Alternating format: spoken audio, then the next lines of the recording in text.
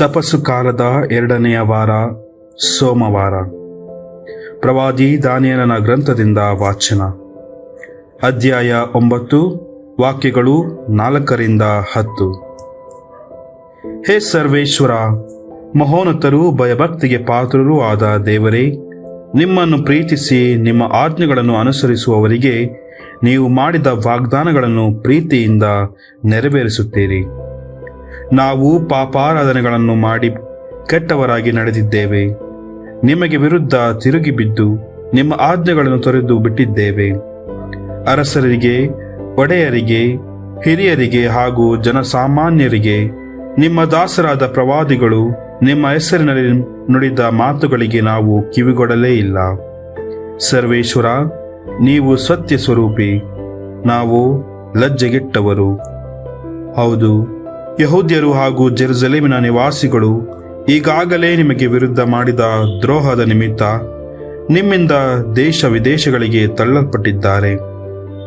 ದೂರದ ದೇಶಗಳಿಗೂ ಹತ್ತಿರದ ನಾಡುಗಳಿಗೂ ಚದರಿ ಹೋಗಿರುವ ಎಲ್ಲ ಇಸ್ರಾಯೇಲರು ನಾಚಿಕೆಗೆ ಈಡಾಗಿದ್ದಾರೆ. ಸ್ವಾಮಿ, ನಿಮಗೆ ವಿರುದ್ಧ ಪಾಪ ಮಾಡಿದ್ದರಿಂದ ನಾವು, ನಮ್ಮ ಅರಸರು, ಒಡೆಯರು, ಹಿರಿಯರು ನಾಚಿಕೆಗೆ ಗುರಿಯಾಗಿದ್ದೇವೆ. ನಮ್ಮ ದೇವರಾದ ಸರ್ವೇಶ್ವರ ನಮ್ಮನ್ನು ಕರುಣಿಸುವವರು, ಕ್ಷಮಿಸುವವರೂ ಆಗಿದ್ದಾರೆ. ಆದರೆ ನಾವು ಅವರಿಗೆ ವಿರುದ್ಧ ತಿರುಗಿ ಬಿದ್ದೆವು. ನಮ್ಮ ದೇವರಾದ ಸರ್ವೇಶ್ವರ ಮಾತನ್ನು ಕೇಳಲಿಲ್ಲ. ಅವರ ದಾಸರಾದ ಪ್ರವಾದಿಗಳ ಮುಖಾಂತರ ನಮಗೆ ಗೊತ್ತು ಮಾಡಿದ ಸನ್ಮಾರ್ಗದಲ್ಲಿ ನಾವು ನಡೆಯಲಿಲ್ಲ. ಪ್ರಭುವಿನ ವಾಕ್ಯ. ದೇವರಿಗೆ ಕೃತಜ್ಞತೆ ಸಲ್ಲಲಿ. ಕೀರ್ತನೆ ಶ್ಲೋಕ. ಪ್ರಭು, ನಮ್ಮ ಪಾಪಗಳಿಗೆ ತಕ್ಕಂತೆ ನಮ್ಮನ್ನು ದಂಡಿಸಿದಿರಿ. ಪ್ರಭು, ನಮ್ಮ ಪಾಪಗಳಿಗೆ ತಕ್ಕಂತೆ ನಮ್ಮನ್ನು ದಂಡಿಸಿದಿರಿ. ಹೊರಿಸಬೇಡ ಪೂರ್ವಿಕರ ತಪ್ಪುಗಳನ್ನು ನಿಮ್ಮ ಮೇಲೆ, ಉರಿ ಸಂಕಟದಲ್ಲಿರುವವು ತೋರೆಮೆಗೆ ಕರುಣೆಯ ನೀಗಲೇ. ಶ್ಲೋಕ. ಪ್ರಭು, ನಮ್ಮ ಪಾಪಗಳಿಗೆ ತಕ್ಕಂತೆ ನಮ್ಮನ್ನು ದಂಡಿಸಿದಿರಿ. ದೇವ ಮುಕ್ತಿದಾತ, ನೆರವಾಗು ನಿನ್ನ ನಾಮ ಮಹಿಮೆಯ ನಿಮಿತ್ತ.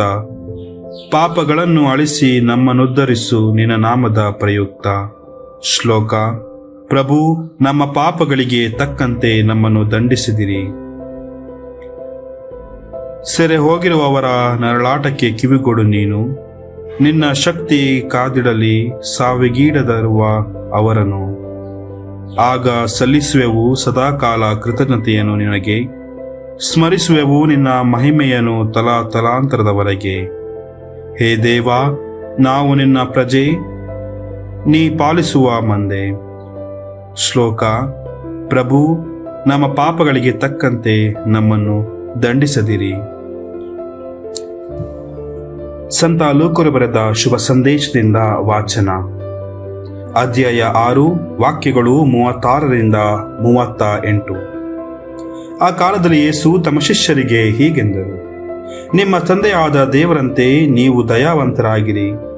ನೀವು ಇತರರ ಬಗ್ಗೆ ತೀರ್ಪು ಕೊಡಬೇಡಿ, ಆಗ ದೇವರು ನಿಮ್ಮ ಬಗ್ಗೆ ತೀರ್ಪು ಕೊಡುವುದಿಲ್ಲ. ಪರರನ್ನು ದಂಡನೆಗೆ ಗುರಿ ಮಾಡಬೇಡಿ, ದೇವರು ನಿಮ್ಮನ್ನು ದಂಡನೆಗೆ ಗುರಿ ಮಾಡುವುದಿಲ್ಲ. ಪರರನ್ನು ಕ್ಷಮಿಸಿರಿ, ದೇವರು ನಿಮ್ಮನ್ನು ಕ್ಷಮಿಸುವರು. ಪರರಿಗೆ ಕೊಡಿ, ದೇವರು ನಿಮಗೂ ಕೊಡುವರು. ಅಳತೆಯಲ್ಲಿ ತುಂಬಿ ಕುಲುಕಿ ಅದುಮಿ ತುಳುಕುವಂತೆ ಅಳೆದು ನಿಮ್ಮ ಮಡಿಲಿಗೆ ಹಾಕುವರು. ನೀವು ಕೊಟ್ಟ ಅಳತೆಯಲ್ಲೇ ದೇವರು ನಿಮಗೂ ಅಳೆದು ಕೊಡುವರು ಎಂದರು. ಪ್ರಭುವಿನ ಶುಭ ಸಂದೇಶ. ಕ್ರಿಸ್ತರೇ ನಿಮಗೆ ಸ್ತುತಿ ಸಲ್ಲಲಿ.